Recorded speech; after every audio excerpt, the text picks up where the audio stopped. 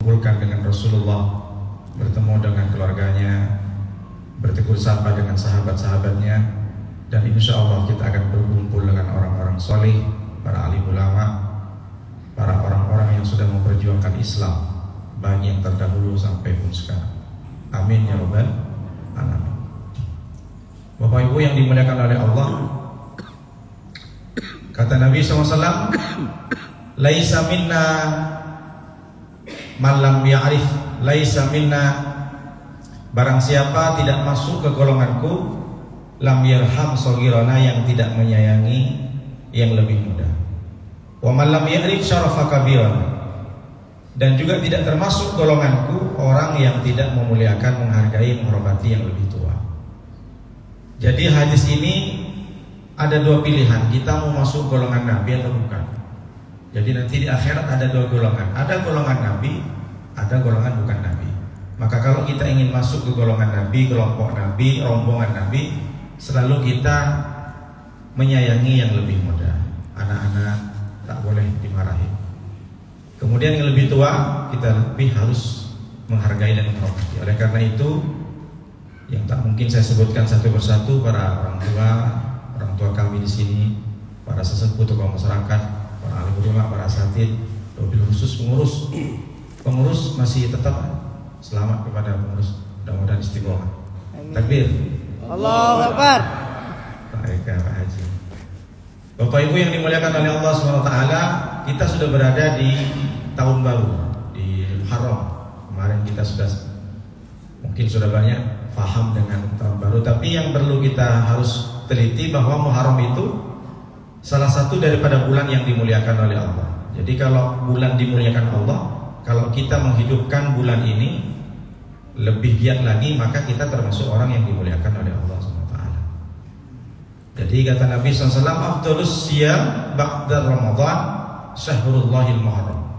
Paling utamanya puasa setelah Ramadan adalah puasa di bulan Muharram. Tak bisa puasa 1 Muharram kemarin, yang lebih utama nanti tanggal 9. Pas ditengok tanggal 9 Tasyu'a itu hari Minggu, kajian subuh. Jadi kalau mengamalkan ini semua tak ada sarapan pagi. Tapi tidak masalah, masih diganti dengan yang lain. Keesokan harinya yang lebih utama lagi, yaitu adalah Asyura. Makanya Muharram itu dikenal dengan, kalau tanggal 1 malam 1 Syuro. Dulu saya kalau kecil itu karena nengok film Susana, malam 1 Syuro itu ingat selalu, bang satenya 300 tusuk. Malam 1 Syuro film-film zaman dahulu. Dan juga banyak budaya-budaya di kampung itu, kalau malam 1 Syuro harus bangun, tak boleh tidur. Tapi pas bangunnya itu bukan berzikir, main gaple. Lalu kemudian dipukul semua barang-barang biar tambah, katanya. Entah apa yang dipukul biar tambah besar, tambah tinggi, tambah panjang, masya Allah. Itu budaya-budaya sebenarnya kalau kita teliti ya tak mungkin bisa sirik. Yang penting niatnya baik. Jadi malam itu mungkin sambil berzikir, sambil keliling di kampung. Nabi SAW mengatakan juga, qadiman Nabi, kenapa orang itu banyak puasa di bulan 10 Asyura padahal Nabi tidak melakukan. Tapi ternyata ada sejarah Nabi. Qadiman Nabi faru al-Yahud. Suatu ketika Nabi datang ke tempat kampung Yahudi, lalu kemudian tengok Yahudi tasumu Asyura. Orang-orang Yahudi pada puasa. Maka Rasulullah tanya, "Ma hadza?" Ada apa ini kok puasa semua? Maka orang Yahudi itu mengatakan, "Hadza yaumun shalihun." Hari ini wahai Muhammad adalah hari yang baik. Yaumun najjallahu min bani Israil min aduwi. Hari ini di mana dulu ketika zaman Musa, Nabi kami, diselamatkan Nabi Musa dengan rombongannya dari ancaman Fir'aun pas tanggal 10 bulan Muharram. Maka kami puasa. Apa jawab Nabi? Ana ahkum minhu. Saya lebih berhak kalau begitu. Kalau kalian puasa orang Yahudi karena memuliakan hari di mana Musa diselamatkan dengan rombongannya ancaman Fir'aun, maka aku lebih berhak berpuasa juga. Jadi sebenarnya kalau kita teliti 10 Asyura, sebenarnya awal cikal bakal disunnahkan puasa itu bukan karena Nabi sendiri yang puasa, tapi menemukan. Jadi nanti di Madinah itu Rasulullah agar tidak sesat umat yang lain. Jadi Rasulullah mengatakan, aku lebih berhak mengagungkan, aku lebih berhak memuji, aku lebih berhak bersyukur pendahulu kami Nabi Musa diselamatkan oleh Allah dari ancaman Fir'aun. Maka maka berpuasa kita ngikut Nabi karena Nabi juga puasa. Jadi awalnya alasannya begitu. Kita mesti harus tahu dari saintifik dan dari syariahnya. Lalu kemudian kalau tanggal 9 bagaimana? Tanggal 9 itu Rasulullah juga mengatakan yukaffirus sanatal madiyah. Barang siapa yang puasa di bulan Asyura, di bulan Muharram tanggal 9, nanti hari Minggu sama Senin minggunya, maka kata Nabi SAW yukaffirus sanatal madiyah, akan menghapus dosa tahun sebelumnya. Tapi ini ada hadis mengatakan ada yang tak sahih, ada yang bilang yang sahih. Kita mesti harus ambil hikmahnya, tidak ada salahnya. Kalau sekedar motivasi tak perlu kita nengok koreksi apakah sahih atau tidak sahih. Karena begitu banyak kita bisa melaksanakan sesuatu yang mungkin kadang masih diragukan. Yang penting tidak maudhu, hadisnya maudhu. Hadis dhaif pun kita bisa mengamalkannya sebagai untuk motivasi dalam beribadah. Bapak Ibu yang dimuliakan oleh Allah SWT, maka hadis kali ini saya lanjutkan kajian hadis Arba'in yang 15. Momentumnya pas untuk bulan Muharram. Kita ingin menguji kualitas keimanan kita. Ternyata iman kita bisa dibuktikan sempurna atau baik atau tidak. Dari hadis ini kita sudah bisa tahu. Kalau ada orang mengatakan orang beriman itu adalah orang yang pakai sorban, ya, tapi tidak diukur sepenuhnya dengan sorbannya, dengan pecinya, dengan jubahnya, dengan cara berbicaranya, dengan cara berjalannya. Ada orang mengatakan orang beriman itu sering berjemaah, betul. Ada orang beriman itu Islamnya baik, dia sering umroh, betul. Ada orang beriman dan Islamnya juga sempurna, bisa dikatakan seperti itu kalau orang ini selalu berbagi, memberikan sedekah, infak, itu benar semua. Tapi hadis ini mengatakan yang lain. Ada 3 amal, 3 adab, 3 akhlak yang akan bisa membuktikan apakah iman kita itu baik, apakah iman kita sudah sampai kepada puncak kesempurnaannya. Mari kita kaji. Hadis ini datang dari Abu Hurairah, sahabat Nabi SAW. Kata Nabi SAW, "Man kana yu'minu billahi wal yaumil akhir falyakul khairan aw liyasmut." Hadis ke-15. Hadis Arba'in. Barang siapa yang mengaku percaya kepada Allah, barang siapa yang sudah menyatakan dirinya asyhadu alla ilaha illallah wa asyhadu anna Muhammad Rasulullah wal yaumil akhir, dan dia juga percaya adanya hari kiamat, faliyakul khairan, cakaplah yang baik, aw liyasmut, kalau tak bisa cakap baik, diam. 1.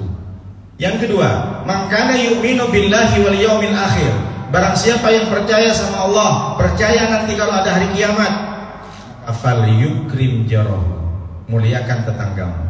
Yang ketiga, man kana yu'minu billahi wal yaumil akhir falyukrim dhaifahu, dan barang siapa yang mengaku dia beriman kepada Allah, percaya sama Allah, percaya juga sama hari kiamat, falyukrim dhaifahu, maka muliakan tamu. Ada 3. Insyaallah kita mudah-mudahan tidak lewat dari jam 6. Yang pertama, kalau bicara beriman, kalau bicara tentang masalah iman, Ahlus Sunnah wal Jamaah memberikan pembelajaran ada 3. Iman itu bagaimana? Percaya itu bagaimana? Yang pertama, at-tasdiqu bil qalbi. Kita mesti harus benarkan dalam hati kita. Tidak hanya sekedar mulut saja saya beriman kepada Allah, tapi masuk ke dalam hati ini, kuatkan akidah kita, percaya kita kepada Allah. Karena banyak orang dia beriman kepada Allah, dia sholat, tapi masih percaya dengan CEO, percaya dengan orang pintar, masih bergantung kepada orang. Gimana nanti daganganku bisa laris? Pergilah ke sana, ke Bandung, pergilah ke Jakarta. Dia masih bergantung, dia tak yakin dengan pemberian Allah. Fis sama'i rizqukum wa ma tu'adun. Allah itu sudah sediakan rezeki. Dan itu terjadi banyak. Nah, ini kan syarat saja. Nah, itu juga masuk syirik tapi kecil. Tapi jangan dipermainkan. Saya memang beriman, saya percaya rezeki Allah, tapi tak ada salahnya aku syarat. Setelah syarat bagaimana dia datang ke orang pintar? Pak Kiai, Pak Ustadz, tahu Ustadz bagaimana? Coba diterawang rezeki saya tahun 2023 macam mana? Nah, itu kan berarti syirik, bergantung kepada manusia. Dagangan saya tak laris, bolehlah saya kasih apa gitu, kasih jimat dan segala macam. Memang tidak menjadi kufur dia keluar dari Islam, tapi itu sudah syirik. Sama dengan kita wala taqrabuz zina, jangan dekatin zina. Allah tidak pernah mengatakan jangan lakukan zina, jangan berbuat zina, tidak. Tapi wala taqrabuz zina, jangan dekatin zina. Artinya apa? Zina yang besar itu dilakukan karena ada pernak-perniknya sebelumnya kita dekati. Contohnya, saya memang tak jalan Pak Ustadz sama tunangan saya, kan bukan mahram, tapi gimana? Tiap malam boleh nggak saya video call sayang-sayang? Nah, ini kan namanya juga masuk zina. Berawal dari situ terus kemudian jatuhlah dia ke zina. Jadi makanya Allah mengatakan wala taqrabuz zina, jangan mendekati zina, bukan jangan berbuat zina. Artinya mendekati saja menurut Allah itu sudah haram, tak boleh dilakukan. Ini salah satunya. Jadi meskipun saya tetap beriman, saya tetap sholat tahajud, tapi kan nggak ada salahnya saya tanya ke orang untuk mengetahui rezeki saya, dagangan saya nanti ke depan ini jatuh atau malah naik. Nah, ini kan berarti bergantung. Yang pertama tasdiqu bil qalbi, lalu yang kedua al-iqrar bil lisan. Sampaikan dengan lisan. Ucapkan dengan lisan. Asyhadu an la ilaha illallah wa asyhadu anna Muhammadar Rasulullah. La ilaha illallah Muhammadur Rasulullah. Kenapa? Karena sampai hari ini banyak di luar sana ingin masuk Islam tapi dia takut berikrar, takut mengucapkan. Ingin masuk Islam seorang laki-laki itu tapi takut nanti ketahuan istrinya aku dicerai. Ada anak yang pengen masuk Islam takut dimarahin, dipukul, bahkan dibunuh sama orang tuanya, tapi hati hidayah sudah masuk. Dan ternyata dia tidak masuk-masuk, tidak berikrar, maka dia tidak cukup Islam. Jadi selain kita tasdik, membenarkan dalam hati adanya Allah, tapi kalau kita tidak berikrar, maka tentu tidak dinamakan Islam. Lalu yang ketiga, setelah tasdiqu bil qalbi, al-iqrar bil lisan, baru al-amalu bil arkan, bekerja, berbuat dengan rukun-rukunnya. Ada orang percaya sama Allah, ada orang sering berzikir kepada Allah, tapi tak mau sholat, tak mau mengeluarkan zakat. Ini juga tak sempurna Islamnya. Dan itu banyak, bukan pada hari ini saja. Di zaman Rasulullah, Khalifah Abu Bakar sampai marah ketika Rasulullah meninggal. Sayyidina Abu Bakar menjabat menggantikan Rasulullah. Setelah Rasulullah meninggal, banyak orang tak mau sedekah. Maka marah Sayyidina Abu Bakar. Wallahi la uqatilanna man farraqa bainas shalah waz zakat. Sungguh demi Allah, kata Abu Bakar, aku akan memerangi orang yang membeda-bedakan antara sholat dengan zakat. Dia mau sholat saja tapi tak mengeluarkan zakat. Zakat itu kan untuk Muhammad. Zakat itu diwajibkan kan khusus Muhammad. Dikira ayat-ayat memang diturunkan untuk Muhammad, perintahnya untuk Nabi Muhammad. Ya udah, Nabi Muhammad sekarang kan sudah meninggal, jadi tak perlu. Khudh min amwalihim shadaqah. Keluarkan dari harta orang-orang itu untuk bersedekah. Itu untuk Muhammad saja. Jadi Muhammad saja yang bersedekah, yang zakat kami enggak. Jadi urusan Muhammad. Nah ini yang salah. Setiap Al-Quran yang diturunkan kita baca untuk kita. Memang awalnya kan turun ke Nabi Muhammad. Qul, katakan Muhammad. Wa nabbihum an dhaifi Ibrahim, kabarkan Muhammad kepada mereka. Semua memang bahasanya untuk Nabi Muhammad. Tapi Nabi Muhammad kan sudah berikrar, sudah menyampaikan kepada sahabat, sampaikan kepada umatku. Berarti kan kita, jadi seakan-akan kalau kita baca Al-Quran, seakan-akan perintah itu langsung kepada kita. Jadi jangan melegitimasi bahwa Al-Quran itu untuk Nabi Muhammad saja. Nah, ini yang penting, yang mesti kita harus fahamkan. Jadi atas diku bil qalbi, iqrar bil lisan. Lalu yang ketiga al-amal bil arkan, mesti harus. Jadi jangan hanya kita yakin kepada Allah, kita tak mau sholat. Jangan hanya tahu bahwa zakat itu wajib dikeluarkan 2,5% dari harta simpanan kita, dari bisnis kita, atau dari zakat profesi gaji kita, tak mengeluarkan, berarti kita masih belum sempurna iman kita. Berarti kita belum beriman, belum Islam kita, belum seluruhnya, belum totalitas. Dan itu banyak terjadi, padahal duit di rekening sudah 300 juta, 100 juta, ambil 2,5%-nya, murah. Hanya berapa saja? Kalau 100 ribu, dia 25 rupiah. Kalau 100 ribu. Jadi kalau 100 ribu 25 rupiah. Kalau 1 juta cuma 250 kalau kita ambil 2,5%-nya. Enggak mahal.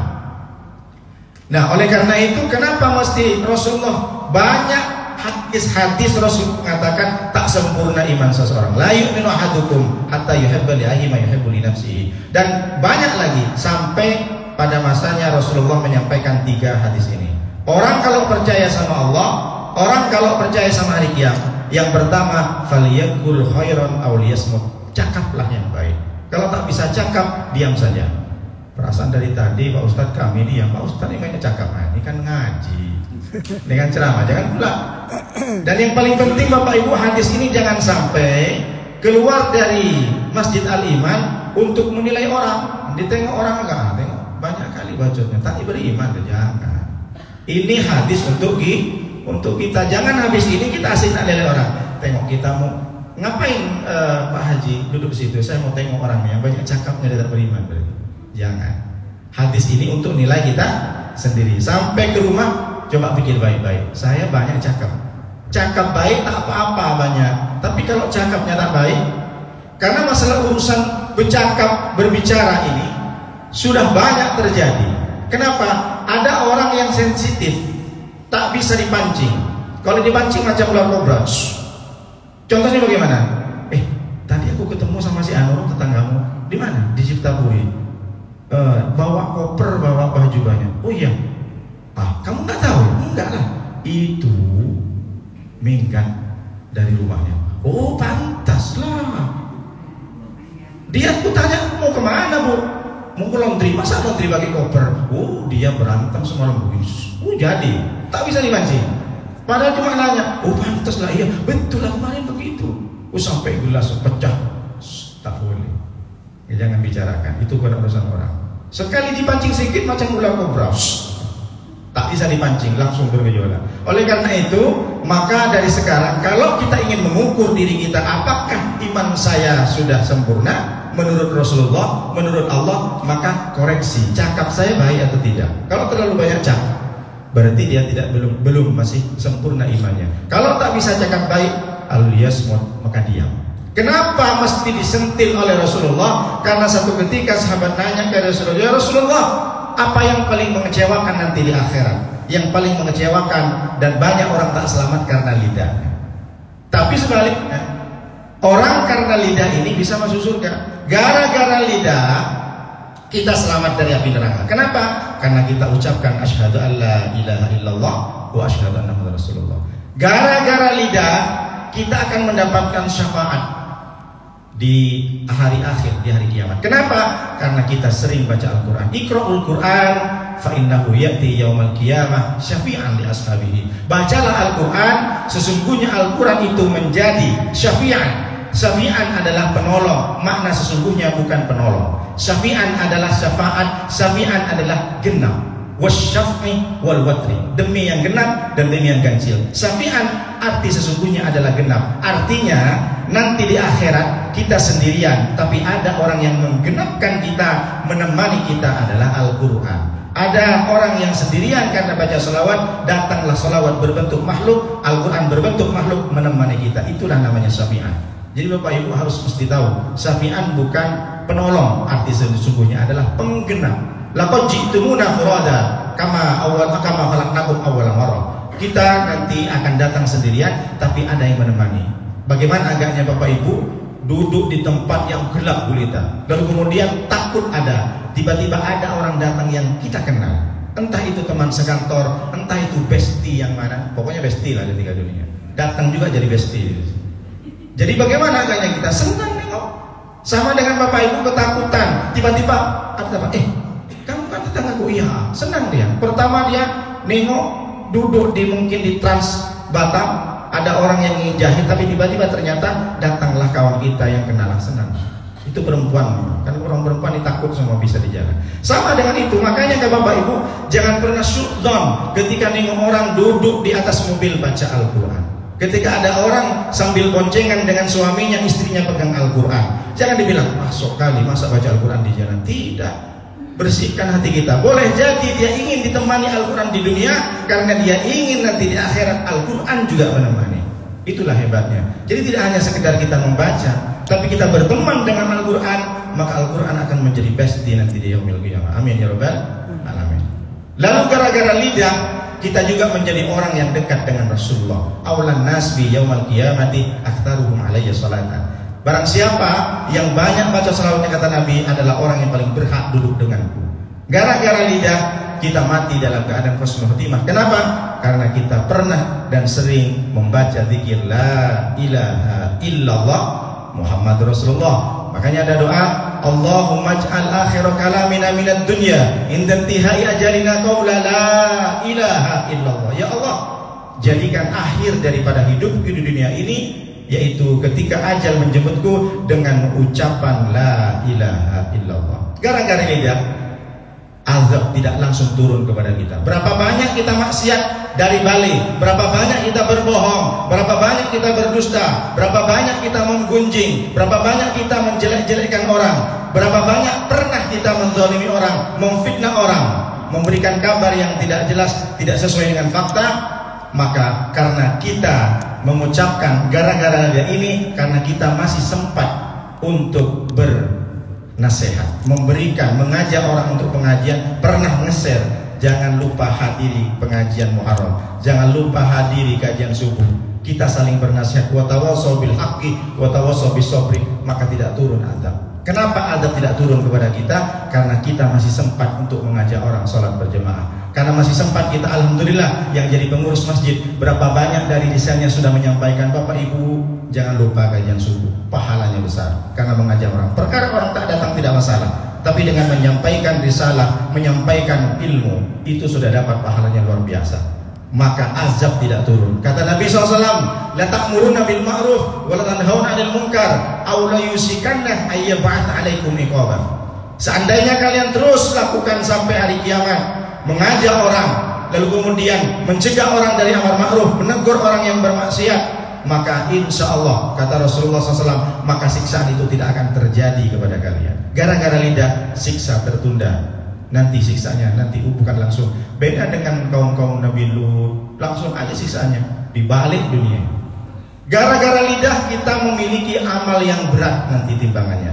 Fa amma man thaqulat mawazinuhu fa huwa fi 'ishatir radiyah. Termasuk amalan yang berat adalah berzikir subhanallah wa bihamdihi subhanallahil azim. Kata Nabi, kalimatani khafifatani fil lisan wa saqilatani fil mizan wa habibatan lirrahman. Ada dua kalimat yang mudah kita ucapkan dalam lisan, berat timbangannya nanti di akhirat, habibatan lirrahman, dan sangat disayang oleh Allah, oleh Zat yang Maha Rahman, yang Maha kasih sayang. Apa itu? Subhanallah wa bihamdihi subhanallahil azim. Gara-gara lisan kita memiliki amal yang berat nanti di akhirat. Banyak. Gara-gara lisan kita mendapatkan solusi dalam kehidupan kita. Kesulitan kita diberikan jalan keluar oleh Allah, dan bahkan Allah berikan rezeki yang tidak terduga. Kenapa? Karena lisan ini berzikir, mengucapkan astaghfirullahaladzim. Man lazimal istighfar ja'alallahu lahu min kulli dzikrin makhraja wa min kulli hammin faraja wa razaqahu min haitsu la yahtasib. Barang siapa yang selalu membiasakan istighfar, ada tiga keutamaan. Yang pertama, ja'alallahu lahu min kulli dzikrin makhraja.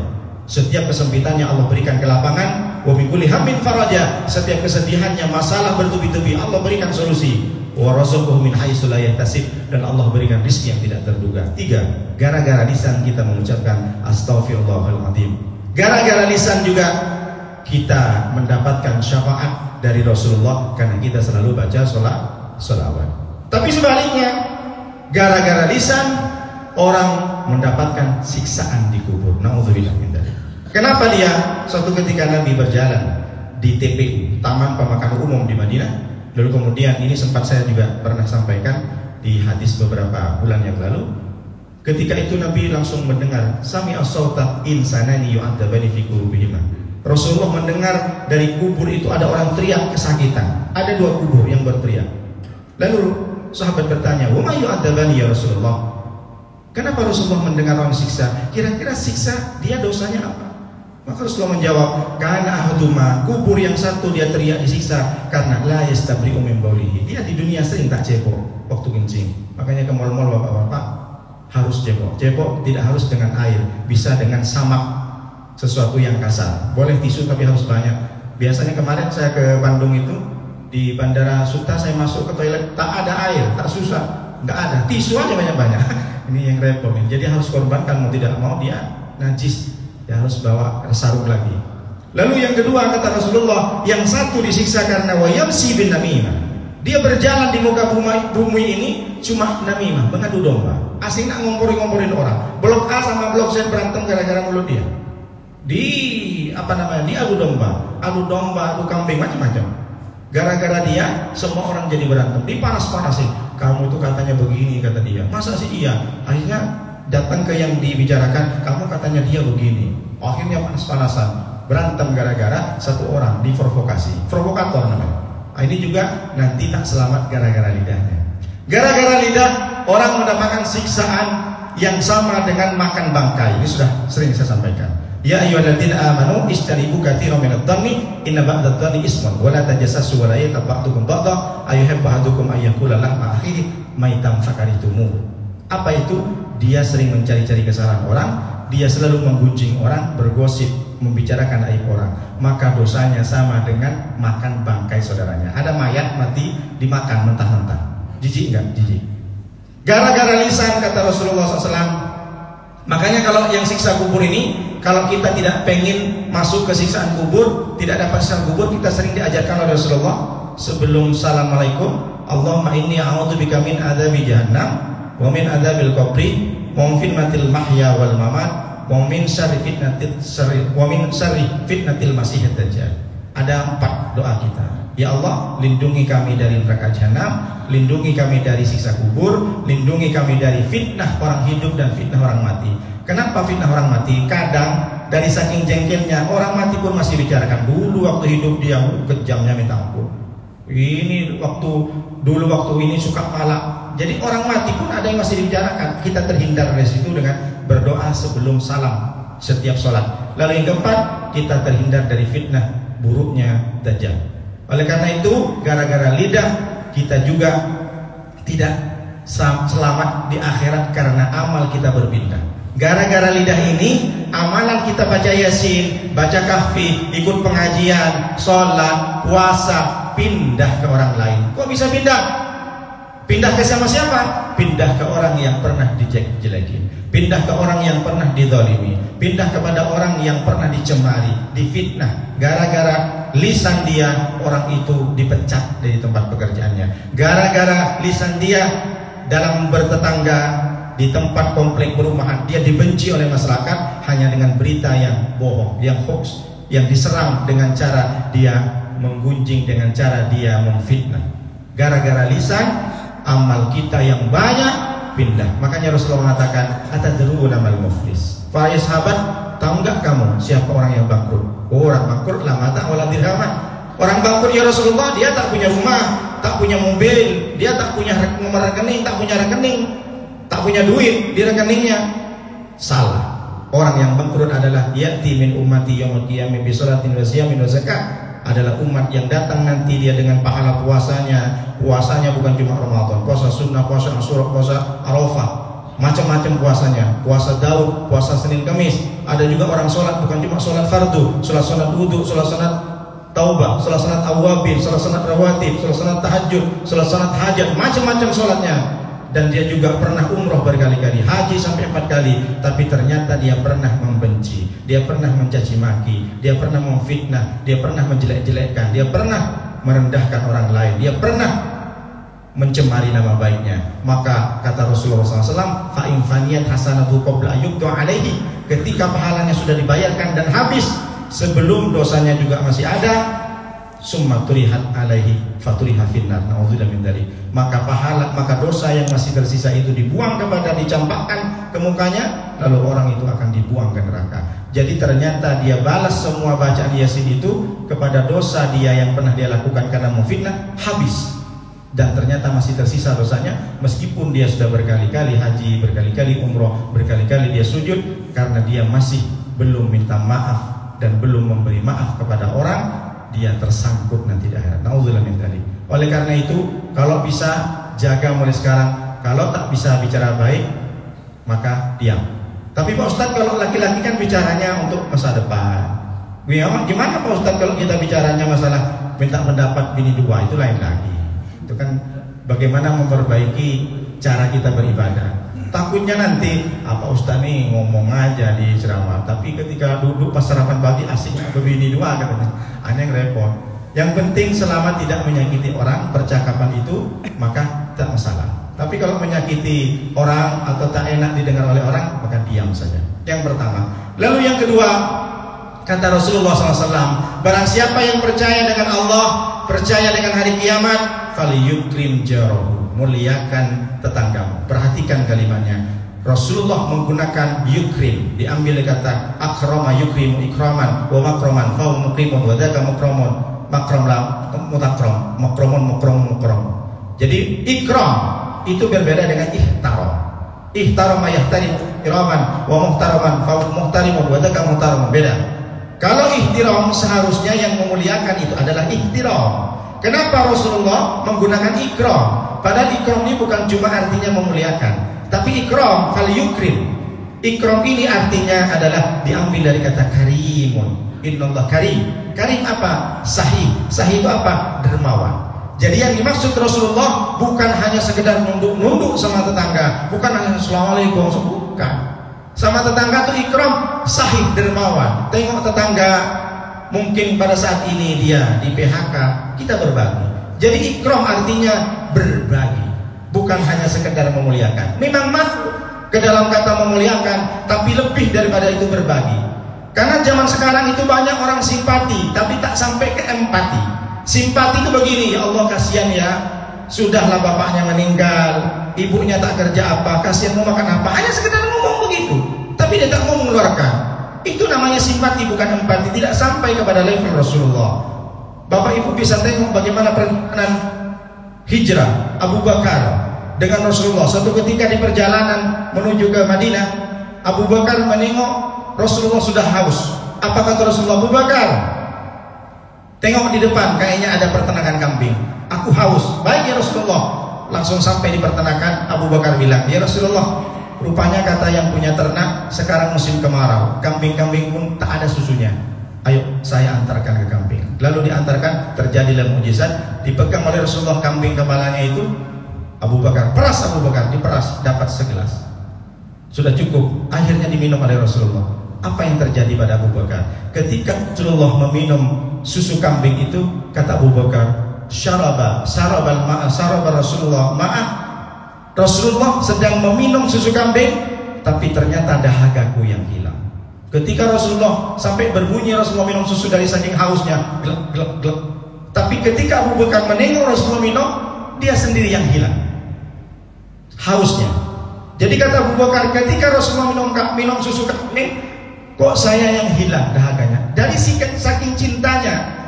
Ini level-level yang sudah sampai kepada di atas empati. Apa maknanya?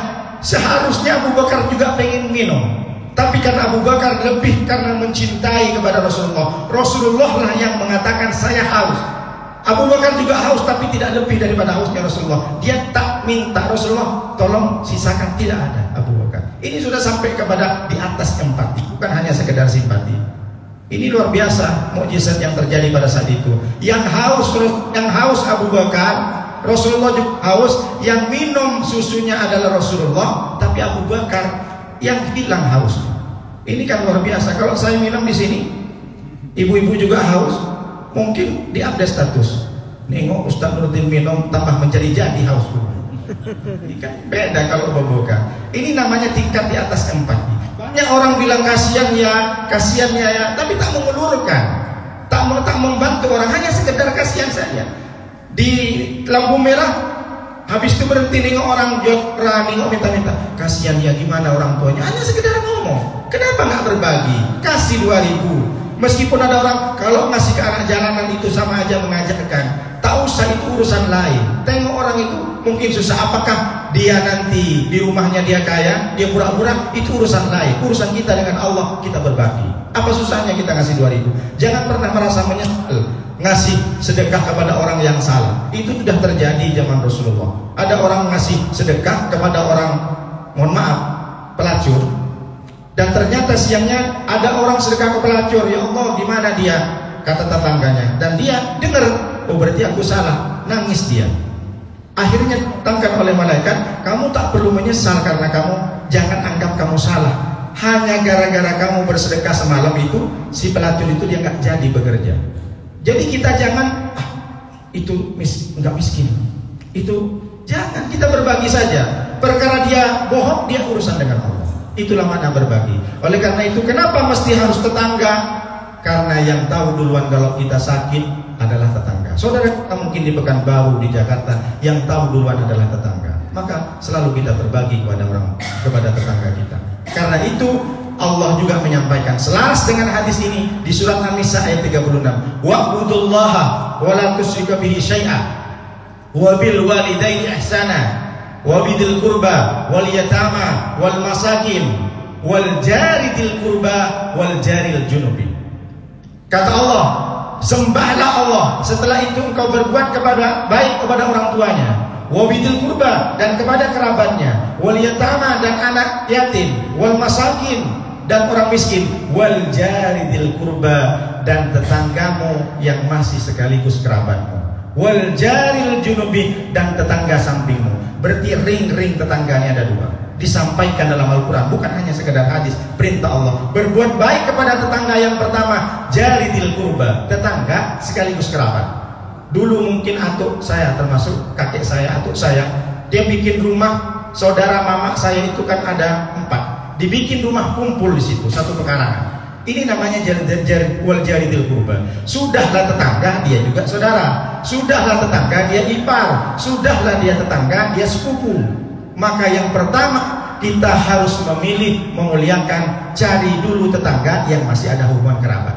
Lalu setelah itu baru wal jaril junubi, tetangga tapi bukan kerabat, tetangga terdekat. Maknanya bagaimana? Kalau ada undangan, kita kurs dulu, kita kasih level dulu. Ini kadang orang pertama hari Minggu diundang tetangganya, sudahlah tetangga, dia kerabat, akikah. Tapi tiba-tiba sorenya ditelepon, Pak Rudi, wali kota, sebut pula namanya, diundang kepala dinas, diundang gubernur. Akhirnya apa? Di cancel. Padahal tetangganya, aku mau hadir ke gubernur, soalnya tak enak ini, jauh. Nanti kalau aku nggak hadir, payah nanti pekerjaan. Orang banyak memilih karena status sosialnya, bukan karena memilih dengan perintah Rasulullah. Jadi hari ini Bapak Ibu sudah tahu, sudah bisa memilih siapa yang mesti kita harus datengin ketika mereka mengundang kita. Pertama kita harus tahu ring-ringnya. Yang pertama, kalau yang mengundang kita tetangga sekaligus kerabat, maka dia dahulukan. Jangan didahulukan orang lain yang jauh, meskipun dia gubernur, meskipun presiden. Kalau ingin kita termasuk orang yang iman kepada Allah. Lalu yang kedua, dia juga tetangga tapi bukan kerabat. Dan yang terakhir, baru bukan tetangga, bukan juga kerabat. Ini karena sepupunya padahal di Batu Ampar, sementara tetangga di sampingnya akikah. Ini lebih memilih yang ke Batu Ampar. Ini tidak melaksanakan dan mengamalkan ayat An-Nisa 36, surat An-Nisa 36. Tidak mengamalkan perintah Allah, tidak mengamalkan perintah Rasulullah. Ini mesti diukur, jangan ukur orang lain, mengukur diri kita sendiri. Makanya dilihat nanti surat An-Nisa 36, di situ sudah disebutkan. Oleh karena itu mesti kita harus tahu, jangan hanya memikirkan tentang status sosial. Apalagi kata Imam As-Thawri, Sufyan As-Thawri, yang dinamakan tetangga itu 40 ke muka, 40 rumah ke muka, 40 samping, 40 ke kiri, 40 ke belakang. Jadi kalau dalam satu komplek ini namanya tetangga semua, dan memiliki hak prioritas, hak prerogatif dari Rasulullah dan Allah. Ini perintah. Jadi kalau kita tengok sekarang ini masalahnya banyak, dia sudah tidak tahu, bahkan sampai seminggu kadang meninggal baru tahu. Kok bau-bau bangkai? Rupanya orang itu sudah meninggal. Di mana dia tinggal? Di rusun. Berarti kalau rusun 40, bukan cuma 40 ke atas, kan satu dinding gitu. Ini banyak orang tak tahu kalau tetangganya sakit. Ini dari sekarang hadis ini kita harus bersatu mengukur ukhuwah kita itu dengan cara mengukur apakah iman kita sudah sempurna atau tidak. Lalu yang ketiga, lebih cepat lagi karena sudah jam 6, falyukrim dhaifahu. Kalau kau beriman kepada Allah, beriman kepada hari kiamat, maka muliakan tamumu. Sama dengan tadi, muliakan apa? Yaitu menjamu, berbagi. Ini kadang pilih-pilih orang. Ini yang datang siapa? Tetangga, kasih air putih aja. Sekali datang kepala dinas, sibuk, dikasih Sprite, dikasih teh botol. Tapi kemarin Bu Murni dan kawan-kawan kan saya kasih Sprite juga kan, meskipun bukan wali kota tamu. Ini kadang orang memuliakan tamu, dipilih-pilih dulu tamunya. Ini tamunya siapa? Orang apa? Udahlah kasih air putih aja. Ini berbagi. Sekali datang pengurus, sekali datang Pak RW, sekali datang Pak Lurah, sampai bela-belain, ditelepon GoFood apa? Keran tumpah, sampai datang. Sekali tetangga yang datang, tapi Pak Ustadz dia sering kesini terus. Sekali dia kasih makan, gimana caranya Pak Ustadz kalau tamu setiap hari datang? Apakah saya kasih makan? Kata Imam Ghazali, dia tidak terlalu harus dipaksa, yaitu bi'ihdari min ghairi kulfatin wala idrarin li ahlihi. Jadi silahkan kasih makanan yang ringan. Kalau memang memberatkan, kasih makanan ringan, kasih snack. Snack itu maksudnya bukan ular, snack makanan ringan. Jangan kasih ular. Kata Pak Ustadz pakai bahasa Inggris kemana apa snack? Kalau ular itu snack, ada agak I-nya. Kalau American system snack. Tapi kalau yang makanan ringan tuh pakai C dengan kan, snack.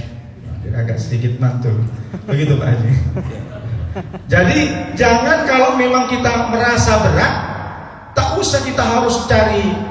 Tapi kalau orang itu datang, kalau saya sih datang siang dan ditengok tamunya tuh agak layu-layu sedikit mukanya, saya pesankan aja, nah, minimal nasi padang 10.000 kan telepon. Sekarang kan udah GoFood. Dulu zaman Rasulullah sahabat itu, ketika ada tamu, dari saking ingin memuliakan tamu, ditengok makanan tinggal sedikit dan itu cuma jatah istri dan anaknya, masih dikeluarkan. Dengan cara apa? Dibikinlah di dapur itu bunyi-bunyi piring, biar disangka istri dan anaknya makan, lalu dimatikan lampunya. Di zaman sahabat, dari saking memuliakan tamu, nasi yang untuk makan istri dan anaknya masih dikeluarkan. Hebatnya, kan ingin mengamalkan apa yang disampaikan Nabi. Dan juga tidak terjadi kepada Nabi Muhammad. Sebelum Nabi Muhammad, kakek buyut Nabi Muhammad sudah diabadikan dalam Al-Quran. Siapa dia?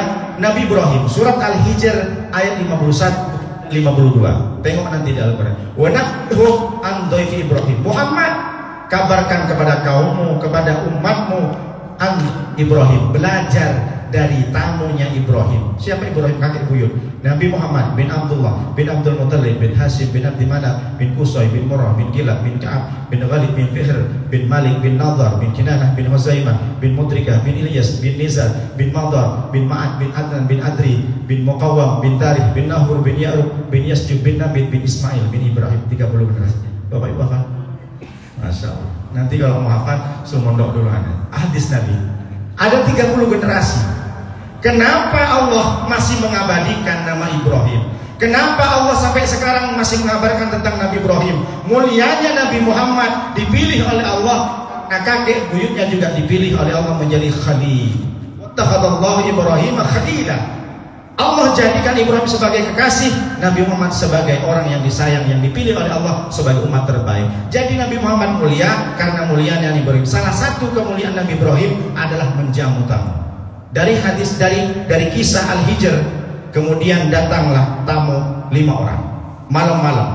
Iddahulu alaihi salama. Ketika orang itu datang ke rumah Ibrahim, mereka mengucapkan assalamualaikum malam-malam jam 2 jam 3. Bapak Ibu, kira-kira kalau ada tamu, ada panggil salam di rumah jam 2 jam 3, dijawab nggak kira-kira salam? Dijawab. Wa idza huyitum bi tahiyatin hayyu bi ahsana minha aw rudduha. Kalau ada orang menyampaikan salam, kalau memang tak keluar, jawab salam itu wajib. Kata Allah, wa idza huyitum bi tahiyatin fahayyu sana minha aw rudduha. Ketika ada orang saudaramu memberikan penghormatan bi tahiyatin dengan penghormatan dalam Islam, fahayyu bi ahsana minha, maka balaslah dengan yang lebih baik. Kalau ada orang bilang salam, kalau ada orang memuliakan kita, menghormati kita, kita balas lebih daripada apa yang dia sampaikan. Jadi malam-malam 5 orang ini datang. Sebenarnya bukan bertamu kepada Nabi Ibrahim. Dia mampir saja singgah karena tujuan utamanya ke Nabi Lut. Ke Nabi Lut karena Nabi Lut ada masalah dengan LGBT. Jadi datanglah ke rumah Nabi Ibrahim, ketok pintu. Assalamualaikum. Kira-kira kalau jam 2 malam ketok pintu dibuka kira-kira. Nah, kalau ingin mengamalkan ayat ini bukalah. Jadi habis itu masuk, rupanya dibuka sama Nabi Ibrahim. Waalaikumsalam. Ditengok orang asing. Ini bukan orang Pondok Indah Bigdarmo. Ini bukan orang Tiban Center. Ini bukan orang Batam. Pokoknya beda. Mukanya agak-agaknya agak bule gitu misalnya. Seperti itu. Kan pasti bertilah beda. Tapi Nabi Ibrahim pertama nggak takut. Silahkan masuk. Habis itu tanya sama Siti Sarah. Masih dengan Siti Sarah. Sarah, ada makanan? Oh, nggak ada. Jadi gimana? Tengok dulu ternak di belakang. Ada lembu? Ada. Kita potong. Malam-malam didatangin orang 5 orang. Masih sempat Nabi Ibrahim sibuk-sibuk motong lembu. Digulai sama Siti Sarah, dimasak, habis itu langsung disuguhkan di mejanya. Disuguhkan, ditunggu, silakan minum, silakan makan, kata Nabi Ibrahim. Tak dimakan-makan. Sampai berapa menit kemudian, tetap saja ditengok, berdengok gitu aja makanan padahal udah kambing guling, kambing macam-macam, kambing tengkleng, sate istilahnya begitu kan agak-agaknya. Tak dimakan. Akhirnya Nabi Ibrahim penasaran, dia tengoklah kaki, mana tahu kakinya ngambang begini kan. Akhirnya apa yang terjadi? Fa'aujaza minhum khifah. Nabi Ibrahim takut dengan adanya kondisi tamu dikasih sudah capek-capek tadi kumasain gulai, tamunya nggak makan. Makanya turun ayat fa'awjasa minhum khifah. Qalu la takhaf. Akhirnya sudah tak betah lagi karena saling nengok. Nabi Ibrahim, silakan. Si orang itu nengok. Geleng-geleng aja. Tak makan, tak ngomong, tak apa. Akhirnya orang itu langsung berucap, 5 orang itu, Ibrahim, la takhaf, jangan kau takut. Dari tadi kayaknya nampak gemetar, keringat sudah kemana-mana. Kami tak makan, kami adalah malaikat. Malaikat mana bisa makan? Kau tak punya pencernaan, nggak kencing, nggak mohon maaf, nggak buang kotoran. Jadi tak makan. La takhaf. Ibrahim, luar biasa dirimu. Luar biasa engkau Ibrahim. Kita 5 orang malam-malam datang sini, sudahlah dibukain pintu, kamu sibuk-sibuk bikin sate gulai, bikin sop kambing dan segala macam. Luar biasa hebat kamu. Begitu besar hatimu untuk memuliakan tamu. Itulah kenapa Allah tidak salah memutusku untuk mampir. Padahal Allah hari ini memberikan tugas untuk ke rumah Lut, ke rumah saudaramu. Tapi oleh Allah aku disuruh mampir untuk memuji bagaimana caranya kamu memuliakan tamu. Ini luar biasa. Akhirnya apa yang terjadi? Karena kamu berhasil Ibrahim, sudah memuliakan tamu, dari tadi sudah capek-capek mau subuh ini, maka ada kabar dari Allah. Fabasyaruhu bigulamin alim. Maka hari ini Allah memberikan kabar kepadamu Ibrahim, bigulamin alim. Insya Allah, kalau enggak besok lusa atau enggak bulan depan Ibrahim, bigulamin alim, engkau punya anak laki-laki yang cerdas. Saat itu Sarah umur 98, Nabi Ibrahim lebih dari 100. Bayangkan, seseorang secara akal tak mungkin istri yang sudah 90 tahun bisa punya anak.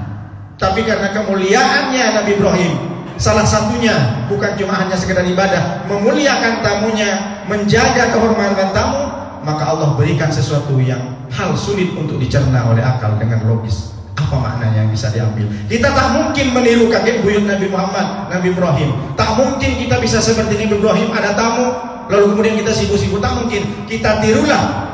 Kalau kita ingin sesuatu, harapan kita, doa kepada Allah, sesuatu yang tak masuk di akal.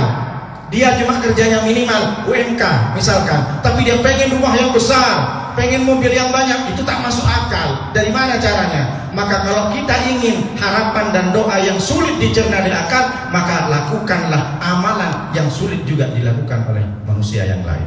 Kalau ingin kita dikabulkan oleh Allah permintaan yang tak logis, maka lakukan ibadah yang tak logis juga. Apa maknanya? Ketika orang pada tidur, kita bangun berzikir semalaman, bisa. Ketika orang sibuk bekerja, kita masih sempat iktikaf dan duha, padahal sudah kerja di tempat kerja, masih menyempatkan melakukan amalan yang sulit dilakukan, maka Allah berikan sesuatu harapan doa yang sulit juga dicerna oleh akal manusia. Itu maknanya. Jadi makna daripada kisah Nabi Ibrahim menerima tamu, kita akan dikabulkan oleh Allah permintaan yang sulit dicerna akal karena kita melakukan amal ibadah yang sulit juga dilakukan. Salah satunya adalah tahajud. Wa minal laili fatahajjad bihi nafilatan laka asa ayyab'atsaka rabbuka maqaman mahmuda. Rabbi adkhilni mudkhala sidqin wa akhrijni mukhraja sidqin waj'al li min ladunka sultanan nasira. 4 kita mendapat keutamaan ketika kita bangun tengah malam. Yang pertama, maqaman mahmuda. Nanti ketika sudah masuk ke surga, kita tidak hanya masuk ke surga, tapi Allah berikan singgahsana karena dia sering tahajud, bangun malam berzikir kepada Allah. Rabbi adkhilni mudkhala sidqin. Orang yang tahajud, Allah perbaiki kehidupannya. Setiap mengawali ke aktivitas kehidupannya setiap pagi, Allah berikan kemudahan dalam berangkat kerja, dalam mencari nafkah, dalam memulai aktivitas di rumah. Lalu yang kedua, wa adkhilni mudkhala sidqin. Setiap kesulitan Allah berikan solusi. Jangan khawatir. Orang yang tahajud, semakin banyak kita memperbaiki tahajud, maka semakin banyak Allah memberikan peluang memperbaiki kehidupan kita. Yang terakhir, waj'al li min ladunka sultanan nasira. Allah berikan pertolongan langsung kepada orang tersebut. Seperti siapa? Rasulullah. Ketika pulang, ketika keluar dari kamar karena habis tahajud, habis berdoa kepada Allah, waktu mau hijrah, pemuda yang sudah menunggu di luar ingin membunuh Rasulullah, mereka macam pukau, macam kena hipnotis. Turun ayat, waja'alna min baini aydihim sadda wa min khalfihim sadda fa'alsainahum fahum la yubsirun. Apa salah satunya? Kenapa orang itu tak bisa menengok Rasulullah, macam dihipnotis, sampai pengen ngetes, dilempar pasir di muka mereka. Ini kenapa orang ini dilempar pasirnya? Rupanya tak sadar. Allah turunkan mukjizat. surat Yasin ayat 9. Itulah kenapa pertolongan langsung dari Allah, karena kita sering bangunan dan tahajud. Bapak Ibu, kalau ingin diperbaiki kehidupannya, hidup dunia dan akhirat, maka jangan pernah lupakan sekali dalam hidup minimal tahajud. Lebih baik jangan sampai kita tidak pernah tahajud sama sekali. Rasulullah selama hidup tidak pernah meninggalkan sholat tahajud, karena Rasulullah selalu tidur setelah isya. Kalau kita habis isya banyak acara. Ya, saya tak bilang salah. Habis isya biasanya banyak acara, masih ngopi, masih kemana. Pokoknya banyak acara. Yang penting acaranya baik, tak masalah, mengajak umat. Tapi Rasulullah sudah jelas, Rasulullah habis isya tak perlu banyak kajian, tidur Rasulullah, karena beliau ingin bangun di jam 12, jam 1 sampai subuh. Ini luar biasa. Kalau ingin kita berjumpa dengan Rasulullah, kita mengamalkan hadis ini dan sempurna iman kita, maka tirulah cara hidup Rasulullah SAW. Demikian yang bisa sampaikan Bapak Ibu, mudah-mudahan bermanfaat. Terima kasih atas segala perhatian. Mohon maaf atas segala kekurangan. Hadanallahu ilaikum ila tariqil mustaqim. Wassalamualaikum warahmatullahi wabarakatuh. Bismillahirrahmanirrahim. Alhamdulillah rabbil alamin wassalatu wassalamu ala asrofil anbiya wal mursalin wa ala alihi washabbihi ajmain hamdan syakirin hamdan na'imin hamdan mustaghfirin hamdan yuwafi ni'amaka fi mazidah. Ya rabbana lakal hamdu kama yanbaghi li jalalika wa 'azimi sultanik. Allahumma shalli wa sallim wa barik ala sayyidina Muhammadin al-Fatih lima ughliqa wal khatimi lima sabaqa nasiril haqqi bil haqqi wal hadi ila siratikal mustaqim wa ala alihi haqqa qadrihi wa miqdaril 'azim. Rabbana la tuzigh qulubana ba'da idh hadaytana wa hab lana min ladunka rahmah innaka antal wahhab. Rabbana ighfir lana wa li ikhwanina alladziina sabaquna bil iman wa la taj'al fi qulubina ghillan lil ladziina amanu rabbana innaka ra'ufur rahim. Allahumma aslih lana dinana alladzi wa ismatu amrina wa aslih lana dunyana allati fiha ma'asina wa aslih lana akhiratana allati fiha ma'adina waj'alil hayata ziyadatan lana min kulli khairin waj'alil mauta rahatan min kulli syarrin. Allahumma rabbana adkhilna mudkhala sidqin wa akhrijna mukhraja sidqin waj'al lana min ladunka sultanan nasira. Rabbana atina fid dunya hasanah wa fil akhirati hasanah wa qina adzabannar. Rabbana taqabbal minna innaka antas samiul alim wa tub 'alaina innaka antat tawwabur rahim. Subhanaka rabbika rabbil izzati amma yasifun wa salamun alal mursalin walhamdulillahi rabbil alamin. Al-Fatihah. A'udzu billahi minasyaitonir rajim. Bismillahirrahmanirrahim. Alhamdulillahi rabbil alamin arrahmanir rahim maliki yaumiddin. Iyyaka na'budu wa iyyaka nasta'in ihdinas siratal mustaqim siratal ladzina an'amta 'alaihim ghairil maghdubi 'alaihim waladdallin. Amin. Taqabbalallahu minna wa taqabbal ya karim. Alhamdulillah rabbil alamin. Barakallah.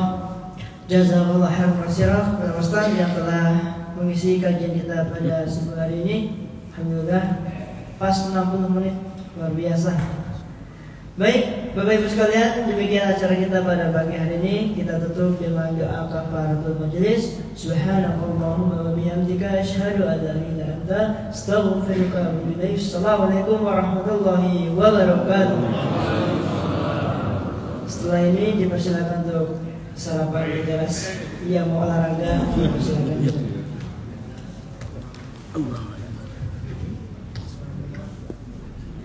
Pagi ini anak gadis cewek. Iya.